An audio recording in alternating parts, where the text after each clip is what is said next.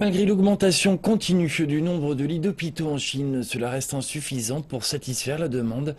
La Commission de la santé publique et du planning familial a décidé de se battre pour réformer le système médical. Elle se concentrera sur l'équilibre de la distribution des ressources prévues pour les soins de santé, la construction d'hôpitaux communautaires et ruraux. Une attente longue et fastidieuse. Dès la fin des vacances du Festival du Printemps, le premier centre hospitalier affilié à l'université de Zhengzhou est incapable de répondre aux demandes des malades de plus en plus nombreux. L'hôpital n'a que 7000 lits pour plus de 13 000 patients au quotidien. En septembre, l'hôpital ouvrira une nouvelle aile avec 3000 lits supplémentaires. Mais les autorités réalisent que l'expansion ne résout pas le problème. Depuis 2010, de célèbres médecins sont déployés chaque mois dans plusieurs hôpitaux de canton dans la province du Ronan pour soigner les patients gratuitement. Les patients qui se rendent dans les hôpitaux affiliés aux universités dans les grandes villes ou les personnes qui n'ont pas les moyens de se rendre dans les grands hôpitaux ont à présent la possibilité de se faire soigner près de chez eux. Certains d'entre eux ont même la chance de se faire opérer par de célèbres chirurgiens.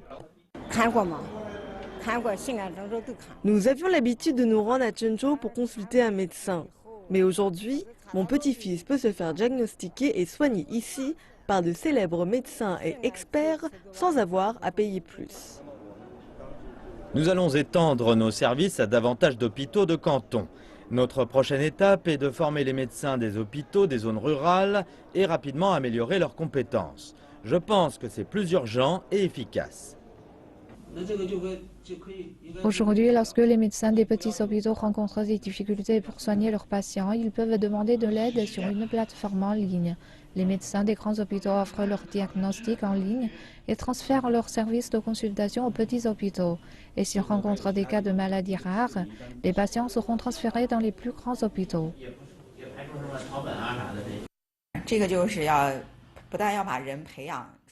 Même si nous faisons des efforts pour encourager les patients à se faire soigner dans les cliniques communautaires et les hôpitaux ruraux, de nombreuses personnes préfèrent se faire soigner dans les hôpitaux des grandes villes. Cela montre un manque de confiance envers nos services médicaux populaires.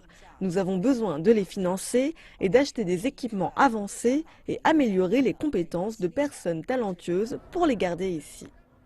La réforme du système médical du pays est essentielle. Le gouvernement s'attaque à présent à la construction d'hôpitaux communautaires et de cantons.